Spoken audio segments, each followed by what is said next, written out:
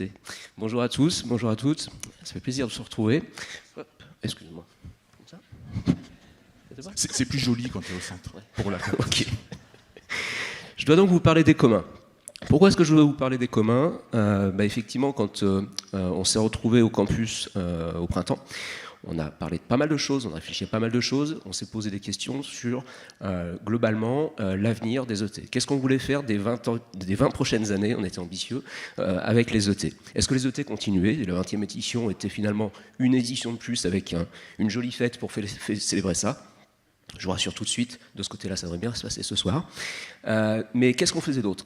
Comment est-ce qu'on allait plus loin sur les 20 prochaines années ? Et surtout, quelle ambition on donnait aux ET autour de cette communauté ? Cette communauté, parce que oui, on est une communauté. Ça ne marche pas. Si. On est une communauté. On se retrouve tous les 20 ans, tous les ans, depuis 20 ans. Et chaque année, on partage, on échange, on se rencontre, on réfléchit ensemble, on essaye de progresser. Et ça fait de nous, j'ai découvert ça en préparant cette intervention, une communauté épistémique. Ça claque. Je ne sais pas si vous connaissiez la définition. Une communauté épistémique, c'est une communauté qui a vocation à produire et promouvoir de la connaissance dans un domaine donné. Je pense que c'est ce qu'on fait à peu près chaque année. Est-ce qu'on le fait suffisamment ? Est-ce qu'on le fait ? Et est-ce qu'on en fait quelque chose ? Est-ce qu'on capitalise beaucoup et vraiment sur ce qu'on fait chaque année ensemble ? On peut se poser la question, on s'est posé la question, et on est arrivé à la conclusion qu'on devait pouvoir faire beaucoup mieux, on devait pouvoir faire beaucoup plus et avoir plus d'impact dans nos actions, dans les retours d'expérience que l'on amène. Parce que finalement, chaque année, quand vous repartez des ET, vous avez plein d'idées, vous avez plein de paillettes quelque part dans les yeux, d'étincelles, d'étoiles dans les yeux, pardon, par rapport à tout ce que vous avez pu voir, et puis vous dites, cool, on va faire la même chose. On va faire la même chose, on va l'adapter à notre territoire, on va simplement, entre guillemets, répliquer, adapter. Mais en réalité, est-ce qu'on capitalise vraiment ? Pas si sûr, et c'est ce qu'on va voir ensemble. Notre communauté, les communs, le commun, au départ, c'est quoi ? C'est un mot assez banal, assez commun. C'est un adjectif. C'est un adjectif et qui est utilisé à peu près à toutes les sauces dès qu'on a quelque chose en commun. En commun, ça veut dire que l'on partage des idées, des opinions, des objectifs. Vous avez tous l'objectif de repartir demain soir avec plein d'idées dans la tête, avec plein de projets, avec plein d'outils. Vous avez des outils en commun. Vous avez le SIT, vous avez l'outil de commercialisation, vous avez votre outil de taxe de séjour. Bref, vous avez plein d'outils en commun, vous avez des choses en commun. Vous avez peut-être même, pour certains d'entre vous, des projets en commun. Vous travaillez ensemble, il y a une vraie culture du travail ensemble dans notre communauté. Et donc tout ça, finalement, ça nous fait des points communs. Et c'est ce qui va nous permettre de travailler autour des communs. Mais juste avant ça, une petite parenthèse, est-ce qu'il y a des accros à la glisse dans la salle ? Quelques-uns quand même si on n'est pas... Ouais, 2, 3, 4, 5, pas beaucoup, hein, on est petite. Toi, je t'ai reconnu. Ça fait de nous une communauté, alors pas épistémique, hein, beaucoup plus classique, une communauté d'intérêt. On partage des centres d'intérêt, on partage une passion, on partage des pratiques, on se retrouve ensemble pour aider, ce genre de choses. Et juste un point, vous avez probablement pas reconnu Strider, j'imagine que non, sauf s'il y a un expert dans la salle. C'est Mathieu Crépel. Mathieu Crépel, c'est un double champion du monde de snowboard, touche un petit peu en surf. Et Mathieu Crépel, il est, comme beaucoup de riders, très engagé dans la cause environnementale, notamment. Pourquoi ? Parce que pour notre communauté, tout repose sur l'élément naturel. Tout. Si on n'a pas l'élément naturel, on ne peut pas faire. Alors on me dirait, c'est pas bien grave, il y a d'autres sujets, beaucoup plus graves dans le monde qui se passe. Mais en tout cas, pour notre communauté, c'est un vrai sujet. Et donc, on a beaucoup d'engagements, beaucoup d'associations. Je pense notamment à Surfrider Foundation, bien sûr. Je pense notamment à Mountain Riders. Je pense notamment à Protect Our Winters. Vous allez entendre Antoine Pain cet après-midi, je crois, sur un 15 chrono, comme est le directeur France. Bref, vous avez des assos qui sont très engagés parce que, pour nous, l'élément naturel est essentiel. Et parce que pour nous, et je pense notamment à cette association, pardon, j'ai oublié, qui a été fondée par le papa de Mathieu Crépel, Bernard Crépel, qui en 2009, je crois, a rassemblé beaucoup de sportifs de haut niveau pour les emmener du pic du Midi jusqu'à Biarritz, pour retracer le parcours d'une goutte d'eau du pic du Midi jusqu'à l'océan. Au-delà du symbole, c'est une association qui a beaucoup grandi et qui est très engagée et qui produit beaucoup de communs. On y reviendra tout à l'heure.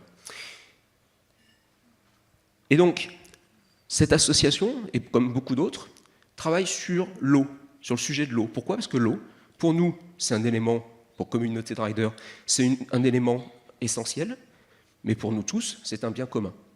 Et c'est pour ça que je vous parle de ça, c'est que l'eau est un bien commun, est un des premiers biens communs, et d'ailleurs ça remonte à l'Antiquité, puisque dans le droit romain, res communis identifiait 4 biens communs, pas 200, 4 biens communs. L'océan, la mer, les rives de la mer, l'air et l'eau courante. Donc l'eau est un bien commun, ou presque. Depuis l'Antiquité, les choses ont un peu changé, parce que l'eau, elle a été embouteillée, elle a été déespaisée, privatisée, détournée, préemptée. Et donc, on a des associations qui œuvrent autour de ça. Et on a aussi le public qui œuvre autour de ça. Les pouvoirs publics, comme ici la métropole de Lyon, qui remet l'eau dans le bien commun, qui sort de son contrat de DSP et qui nous dit « Ok, désormais, c'est la métro, c'est une régie publique qui va gérer l'eau. » Et c'est également l'assemblée des usagers qui va décider, qui va poser les règles de cette utilisation de l'eau. Et donc c'est l'assemblée des usagers qui vient fixer notamment les règles d'accès à l'eau, et notamment financières, qui fait qu'aujourd'hui, les premiers mètres cubes d'eau à Lyon, ils coûtent 0 pour boire, pour se nourrir, pour faire à manger. Par contre, pour remplir la piscine, c'est beaucoup plus cher. Donc on a une gradation de l'usage partagé et responsable. C'est également eux qui vont traiter la question de la préservation de la ressource. Et ce qui est intéressant, c'est qu'on était sur un bien commun, l'eau, qui est devenu, à travers cette mise en commun, un commun. Et un commun, c'est quoi? C'est le moment où, partant d'un bien commun, on a organisé les choses avec un collectif, une communauté, et un mode de gouvernance avec des règles qui fixent des droits et des règles dans le but de préserver et de pérenniser la ressource. C'est quelque chose de très différent. D'habitude, on a des règles qui sont d'ordre économique. Là, on a des règles qui sont liées à la propriété. Là, la propriété, elle est mise de côté. On oublie la propriété et on s'intéresse aux règles d'usage, de partage équilibré et de préservation. Nous voilà au commun. Les communs, puisque c'est le fameux mot qui introduit cette édition. Les communs, c'est quoi? On a plusieurs types de communs. Je vais vous en citer 3 qui vous concernent directement. C'est notamment les communs territoriaux. Communs territoriaux, ça vous concerne tous directement. C'est votre fonds de commerce, c'est votre matière première, c'est votre territoire. Souvent, dans le tourisme, on a souvent tendance à parler de destination, on a tendance à parler de ça, de cartes postales, de belles images, mais en réalité, votre premier job, c'est le territoire. Et comment est-ce que le territoire, on arrive à le préserver tous ensemble? Comment est-ce qu'on arrive à en faire quelque chose d'utile et de durable? La question de la préservation des territoires, elle vous concerne évidemment très directement. Et on commence à parler d'une notion de responsabilité territoriale des organisations, des entreprises, mais je vous inclus dedans, donc des organisations. Comment est-ce que vous avez une responsabilité, comment vous allez gérer votre responsabilité vis-à-vis de ce territoire, beaucoup plus que de la destination? C'est un sujet qu'on va traiter demain matin, si je ne me trompe pas, autour de la notion de responsabilité territoriale des organisations et de structure à mission. Est-ce que vous avez un avenir là-dedans? Est-ce que c'est un chemin qui va être important pour les 10-20 prochaines années? C'est ça qui va être intéressant. De se retourner un peu plus sur le territoire, un peu moins sur la destination, et comment est-ce que vous allez mettre en commun ces actions avec les acteurs, les sociopros, et on aura notamment Solène, que vous connaissez puisqu'elle est déjà intervenue aux ET, qui dirige Eco-Hôtel, qui est très engagée sur la question des territoires. On y reviendra donc demain matin. 9h, pas trop faire la fête quand même ce soir.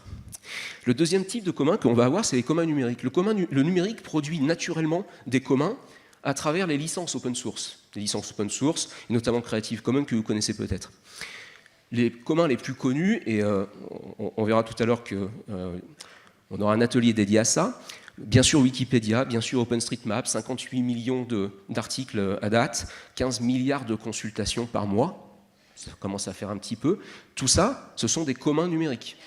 Il y a une gouvernance avec une fondation qui œuvre à l'alimentation et à l'animation de cette communauté. Je parlais des chiffres, pas de OpenStreetMap et de Wikipédia. La slide est partie trop vite. Tout ça, vous allez retrouver ce matin, je crois, avec Jean-Baptiste et Stéphane, qui ont approfondir mon propos de ce matin et qui ont rentré dans le détail de ces communs et notamment des communs numériques et des licences. Le troisième, pardon, pas encore, dernier point sur les communs, on peut citer OPQuast aussi. OPQuast, c'est pour Open Quality Standard, c'est 240 règles qui donnent des repères dans la qualité, dans l'assurance qualité web, qui posent en gros un référentiel, une certification des compétences dans le web. Ça aussi, c'est un commun, c'est en open source, et ça, on en parlera dès cet après-midi avec notamment Alice Oim, qui est le fondateur de Quast, qui est une société à mission, et qui va nous dire, avec d'autres intervenants, comment est-ce qu'on peut arriver vers un digital, vers un web meilleur, plus engagé, plus vertueux, plus accessible. Et puis le troisième point commun, enfin le troisième commun qui m'intéressait de vous présenter, c'est les communs du savoir, et c'est probablement le plus intéressant qui nous concerne nous tous en tant que communauté. Elinor Ostrom, prix Nobel d'économie en 2009, a défini les communs du savoir comme des biens qui ne pouvaient pas, dont l'usage ne réduit pas le stock.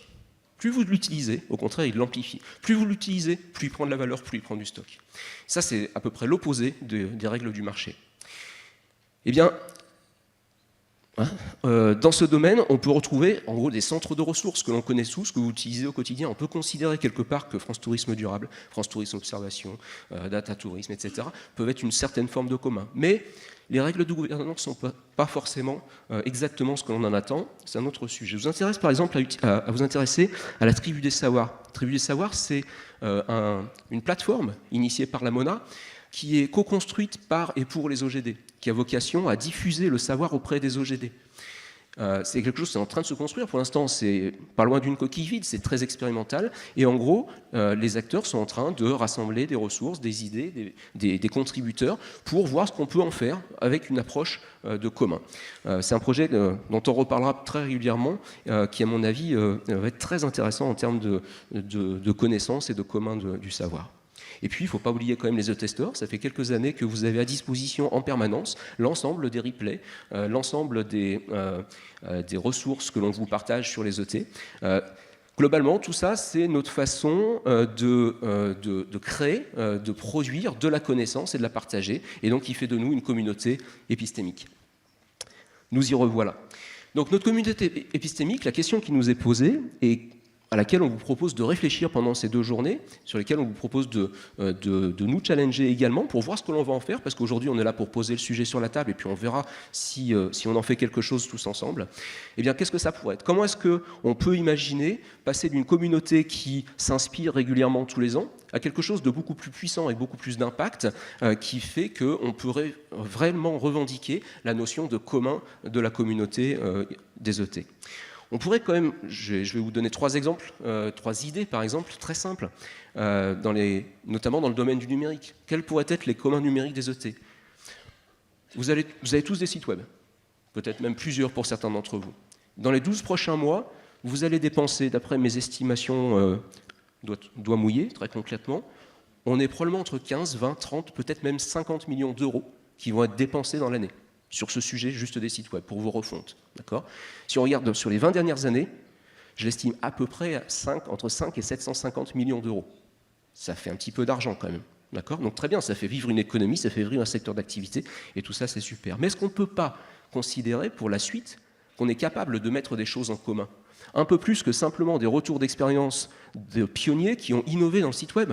Je rigolais tout à l'heure, je ne savais pas que Doc nous a présenté une capture des flux RSS de Rhône-Alpes Tourisme à l'époque. On en reparlera dans l'atelier de cet après-midi. Est-ce qu'on ne peut pas imaginer que depuis tout ce temps, et pour la suite, on ne pourrait pas mettre en commun des choses? Est-ce qu'on ne pourrait pas construire ensemble avec ne serait-ce que 1 à 2% de ces 15 ou 50 millions d'euros? On en prend 1 ou 2%, ça ne fait pas beaucoup. On a largement de quoi construire quelque chose ensemble. On a largement de quoi construire, par exemple, un kit de départ WordPress qui permettrait à n'importe quelle agence de France de venir travailler avec vous, plutôt que de vous dire non, on peut pas, on ne sait pas intégrer un SIT, on ne sait pas intégrer une cartographie telle que vous le voulez, ou alors si, mais ça va vous coûter 50 000 ou 200 000 euros. Aujourd'hui, il y a une barrière à l'entrée dans le tourisme. C'est dommage. le manque de concurrence dans ce domaine-là, ou plutôt la concurrence très resserrée, elle nous bride tous ensemble. Est-ce qu'on ne peut pas imaginer mettre en commun des choses, développer un WordPress e-tourisme, un WordPress des ET, qui permettrait d'être un point de départ? Ça, c'est fait, on n'en parle plus, et maintenant, on crée de la valeur sur ce commun-là. Et d'ailleurs, même les agences historiques pourraient l'utiliser. Et il peut y avoir un modèle économique là-dessus. Donc comment est-ce qu'on peut réfléchir un petit peu différemment pour se dire que on peut mettre des choses, des ressources, des moyens, de l'intelligence en commun pour demain, pour aller beaucoup plus loin et être beaucoup plus vertueux dans ce domaine-là. Autre exemple, les communs du savoir. Je vais prendre 2 exemples pour en terminer. L'IA. L'IA, on va parler beaucoup d'IA, on en parle beaucoup depuis 2 ans. Est-ce qu'on se contente, entre guillemets, sans dévaloriser aucunement ce qui va se passer pendant 2 jours, parce que ça va être très riche? Est-ce qu'on peut pas aller le cran d'après? Est-ce qu'on ne peut pas construire ensemble un commun, des communs de l'IA, du tourisme? Est-ce qu'on ne peut pas mettre ensemble des ressources de retour d'expérience, des acteurs, des OGD, qui ont tenté des choses, qui innovent, qui dépensent, qui investissent? Est-ce qu'on ne peut pas les mettre dans la même salle et dans le même commun que des acteurs engagés? Je pense notamment à Nicolas François, qui doit être quelque part, qui produit de la matière avec sa newsletter IA Tech & Café. Je vous invite à vous inscrire d'ailleurs. Je n'ai pas touché 1 euro pour dire ça. Mais est-ce qu'on ne peut pas mettre ces gens dans la même pièce? Est-ce qu'on ne peut pas y ajouter Vincent, qui parlait tout à l'heure de masculinité, qui est lui aussi très engagé sur une IA responsable? C'est un vrai sujet, l'IA responsable, l'IA éthique. Est-ce qu'on ne peut pas les mettre dans la même salle pour produire un commun de la connaissance, des savoirs du tourisme et en faire quelque chose disponible à tous?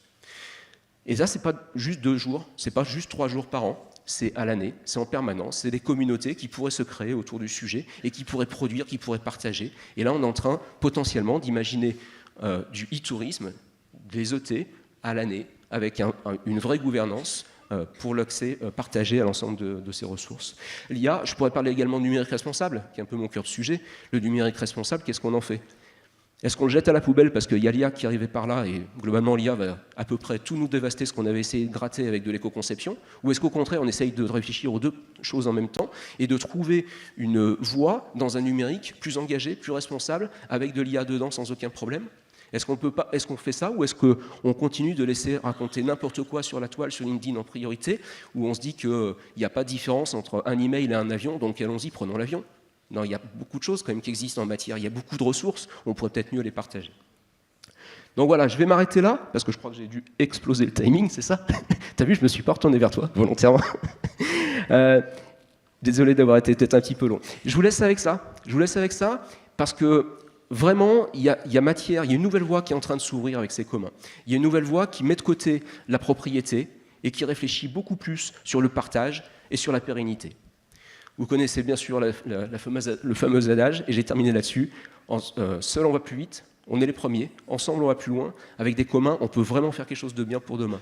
Donc allons-y, on est à votre disposition pour y réfléchir. Encore une fois, rendez-vous dans le futur pour se reparler de ça. Merci.